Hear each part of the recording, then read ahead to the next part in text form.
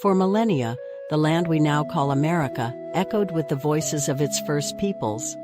But as the 19th century dawned, these nations faced an unprecedented challenge to their very existence. As European settlers pushed westward, the delicate balance of coexistence began to crumble. Treaties were made, and just as swiftly broken. The Native Americans found themselves engaged in a struggle not just for their lands, but for their very way of life. In 1862, frustration boiled over into open conflict. Little Crow, a leader of the Dakota Santee Sioux, reluctantly led his people into war in Minnesota. His words echo the desperation of the time. "The white man can be stopped, but I cannot do it alone." Little Crow's war was short-lived, ending in brutal retaliation. 38 Dakota warriors were publicly executed in the largest mass hanging in U.S. history. Further west, the Lakota warrior and statesman Red Cloud led a more successful resistance. From 1866 to 1868, he orchestrated a series of strategic attacks against U.S. military forts along the Bozeman Trail, in what became known as Red Cloud's War. Red Cloud's efforts culminated in the Fort Laramie Treaty of 1868, a rare victory that secured Lakota control over their sacred Black Hills. But this triumph would be short-lived, as the discovery of gold would soon shatter the peace. As the 1870s unfolded, the struggle shifted from mere survival to a desperate fight for the land itself. For Native Americans, land was not just property, but sacred, tied to their very existence. In the Southwest, Cochise, the renowned Apache leader, fought tirelessly to protect his people's homeland. Despite his efforts at peace, betrayals led to years of bitter conflict. Cochise's words resonate with the pain of his people.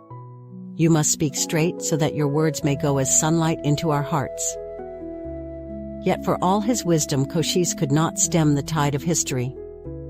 In 1877, Chief Joseph of the Nez Perce led his people on a heroic 200-mile retreat, attempting to reach Canada and escape forced relocation.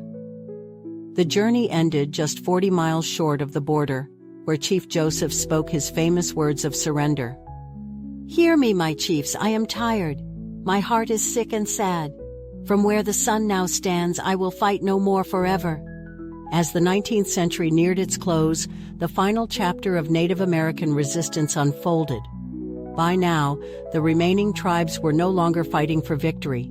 They were fighting to preserve even a sliver of their identity and culture. In 1890, a spiritual movement known as the Ghost Dance spread among the tribes. It promised a return to their old way of life, a restoration of the buffalo, and the disappearance of the white man. This desperate hope would lead to tragedy. On December 29, 1890, near Wounded Knee Creek in South Dakota, the U.S. 7th Cavalry surrounded a band of Lakota. What began as an attempt to disarm the Lakota turned into a massacre. Men, women, and children were cut down by gunfire. In the aftermath, a U.S. soldier was heard to say, "I have never been responsible for such a reprehensible act." A baby was lying on its mother's breast, both cold and stiff. The Wounded Knee Massacre marked the brutal end of the Indian Wars.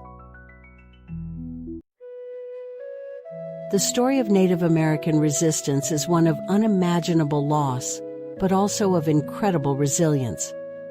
Today, Native American communities continue to fight for their rights, their lands, and the preservation of their cultures. The echoes of this history resound in ongoing struggles over land rights, resource management, and cultural recognition.